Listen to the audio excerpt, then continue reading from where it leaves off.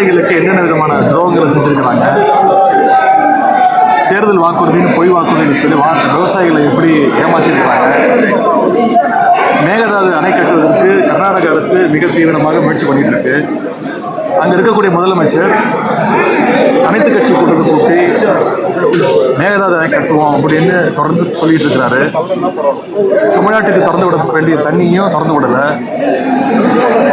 எங்களுடைய தலைவர் முதலமைச்சராக இருக்கும்போது ஒவ்வொரு மாதமும் ஜூன் மாதம் 12ஆம் தேதி மேட்டூர் அணையிலேருந்து தொடர்ச்சியாக என்ன சொல்லப்போனால் சில ஆண்டு ஜூன் 12க்கு முன்னாடியே எங்களுடைய தலைவர் விவசாயிகளுக்காக தண்ணியை திறந்து விட்டுருக்கிறாங்க. ஆனால் 5 வருடங்களுக்கு பிறகு இந்த வருஷம் ஜூன் மாதம் போய் ஜூலை மாதம் போய் இப்போ ஆகஸ்ட் மாதம் வந்துச்சு. இது வரைக்கும் திறக்கலை. அதற்கான வக்கில்லை இந்த அரசுக்கு. தண்ணியை கேட்டு பெறுவதற்கு வக்கில்லை. கர்நாடகாவை எதிர்த்து பேசுறதுக்கு வக்கில்லை, தைரியம் இல்லை, தெம்பு இல்லை. எனவே இந்த முதலமைச்சர் இதுக்கெல்லாம் பதில் சொல்ல வேண்டும். சட்டசபையில் பேசும்போது சொன்னேன், அனைத்து கட்சி கூட்டத்தை கூட்டுங்க. இது ஒரு தனிப்பட்ட கட்சியுடைய பிரச்சனை கிடையாது. இது ஒரு நம்ம மாநிலத்துடைய அனைத்து விவசாயிகளுடைய பிரச்சனை. நம்ம அனைவரும் ஒன்றாக சேர்ந்து போராடுவோம், நம்ம ஒத்துமையை காட்டுவோம்னு தொடர்ந்து நான் சொன்னேன். அதற்கும் பதில் சொல்லலை. இதையெல்லாம் நேற்று வலியுறுத்தி, அது மட்டும் இல்லை, ஒவ்வொரு அமைச்சரும் இந்த 3 மாத காலங்களில் என்னென்ன பண்ணிகிட்டு இருக்கிறாங்கன்னு ஆதாரத்தோடு குறிப்பிட்டு பேசினேன்.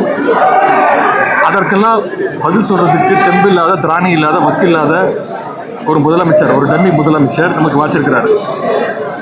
அதெல்லாம் விட்டுட்டு நான் பேசாத ஒரு விஷயத்தை கட் காப்பி பேஸ்ட் பண்ணி சில விஷயங்களை ஆட் பண்ணி, நான் யாரையும் தவறாக பேசவில்லை, முழுக்க முழுக்க விவசாயிகளுக்காக தான் பேசினேன். நேற்று பேசும்போது சொன்னேன், இந்த அரசு, குறிப்பாக இந்த கட்சியை, இந்த தற்கொலை கூட்டமே அவங்களுடைய பாலிசியே வந்து டைவர்ஷன் டாக்டிக்ஸ் தான். முழுக்க முழுக்க ஃபேக் நியூஸு, டைவர்ஷன். ஏதாவது ஒரு பிரச்சனை மாநிலத்தில் எழும்போது அதை டைவர்ட் பண்ணுறதுக்கு வேறு ஏதாவது ஒரு பிரச்சனையை எடுக்க வேண்டியது, முதலமைச்சர் ஒரு ஃபோட்டோஷூட் நடத்த வேண்டியது, திமுகவுடைய திட்டங்களை போய் சுற்றி பார்க்க வேண்டியது, போஸ்ட் கொடுக்க வேண்டியது, ரீல்ஸ் போடுறது, அமைச்சர்கள் சட்டமன்ற உறுப்பினர்களாக பள்ளிக்கூடத்துக்கு போய் அங்கே இருக்கக்கூடிய மாணவர்கள்லாம் வர சொல்லி அவங்க கட்சி பேரை சொல்லி கோஷம் போட சொல்லி அதை ரீல்ஸாக போடுறது, அவங்களுடைய சட்டமன்ற உறுப்பினர்கள் மேலே அவங்களுடைய நிர்வாகிகளை இது வரைக்கும் பல்வேறு குற்றங்களை சொல்லியிருக்கிறாங்க, பாலியல் குற்றங்கள் சொல்லியிருக்கிறாங்க. அதற்கெல்லாம் இது வரைக்கும் எந்த நடவடிக்கையும் எடுக்கலை. எல்லாத்துக்கும் ஒரு டைவர்ஷன் டாக்டிக்ஸ் யூஸ் பண்ணுறாரு இந்த அரசு, இந்த முதலமைச்சர். அது மாதிரி இன்றைக்கி நேற்று நான் பேசின பிறகு அது விவசாயிகள் இடத்துல மிகப்பெரிய ஒரு வரவேற்பை பெற்ற பிறகு, விவசாயிகள் இடத்துல மிகப்பெரிய ஒரு எழுச்சி ஏற்பட்ட பிறகு அதை எப்படியாவது டைவர்ட் பண்ணணும்.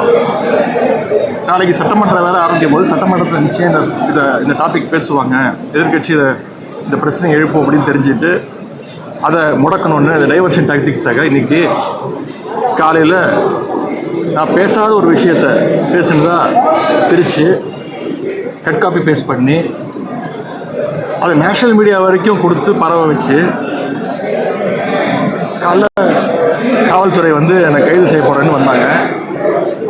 கைது செய்ய போகிறதா சொன்னாங்க. நானும் சரி, நான் முழு ஒத்துழைப்பு தரேன்னு சொல்லி அவங்களோட போனேன்.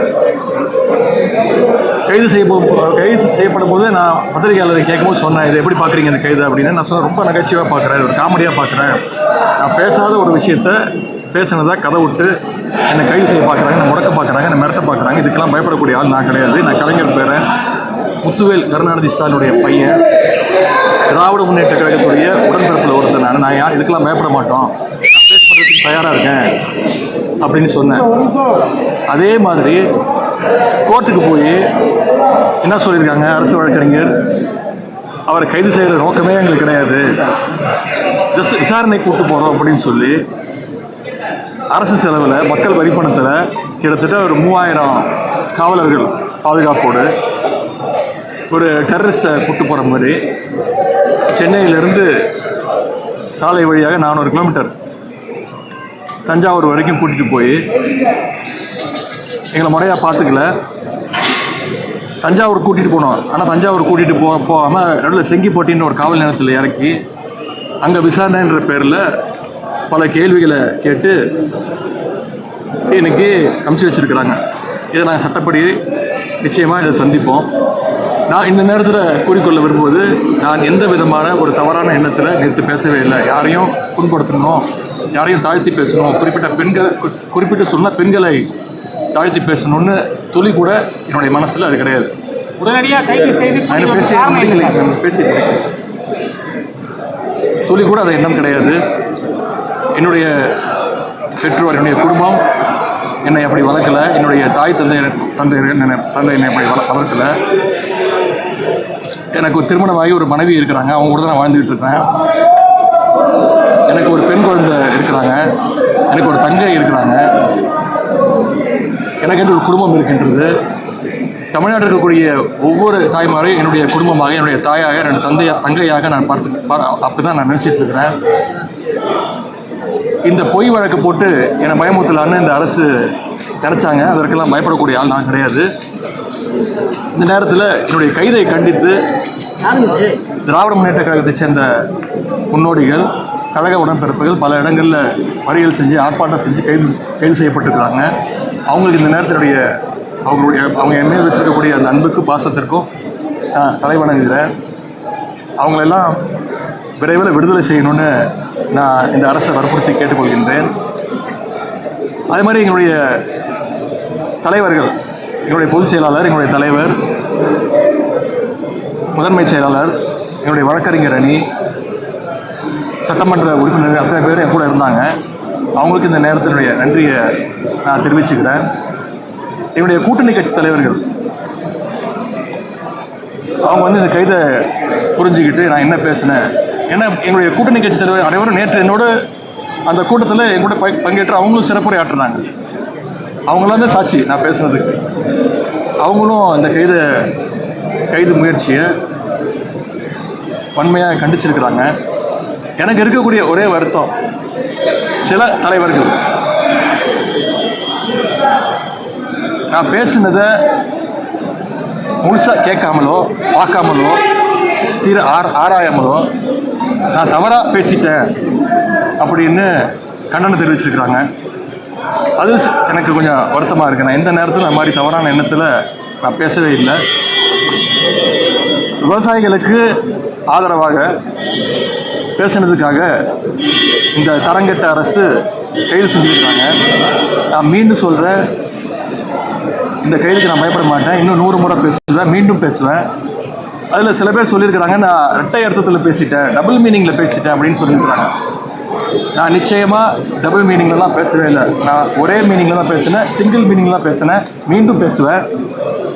கடந்த கால ஆட்சிகளில் அரசு எடுத்த முயற்சினால், எங்களுடைய தலைவர் எடுத்த முயற்சினால் காவிரியில் தண்ணீர் திறந்து விடப்பட்டு விவசாயிகளுக்கு தண்ணீர் வந்திருக்கு.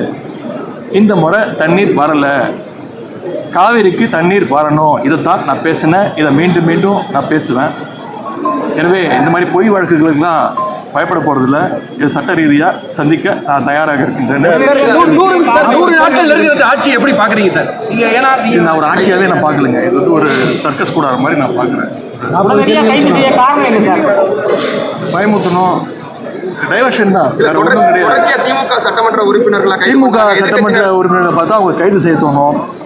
அதிமுக சட்டமன்ற உறுப்பினர் பார்த்தா எப்படியாவது அவங்கள சோஃபா ஆரம்பிச்சு பர்ச்சேஸ் பண்ணணும்னு இந்த அரசு முயற்சிக்கும். 2.5 மாத காலத்தில் பலரையும் திமுக சட்டமன்ற உறுப்பினர் இருக்கட்டும், இப்போ எதிர்கட்சி தலைவரையே கைது செய்யும் நடவடிக்கையில் இந்த அரசு ஈடுபட்டிருக்கு. வரக்கூடிய காலங்களில் உங்களை எப்படி நீங்கள் அணுக போறீங்க, என்ன செய்ய போறீங்க? இந்த முதலமைச்சருக்கு திமுகவோட வரலாறு தெரியல, தமிழ்நாடுடைய வரலாறு தெரியாமல் இதெல்லாம் பண்ணிட்டு இருக்கிறாரு. மக்கள் இதெல்லாம் பார்த்துட்டு இருக்கிறாங்க. நிச்சயம் மக்கள் இதற்கான பதிலை தர வேண்டிய நேரத்தில் நிச்சயம் தருவாங்க. முடிச்சுட்டு நாங்கள் சட்டமன்ற உறுப்பினர் அத்தனை பேரும், முக்கிய தலைவர்கள், மூத்த தலைவர்கள் அத்தனை பேரும் எங்களுடைய தலைவரை பார்க்க தலைவருடைய இல்லத்துக்கு செல்கிறோம்.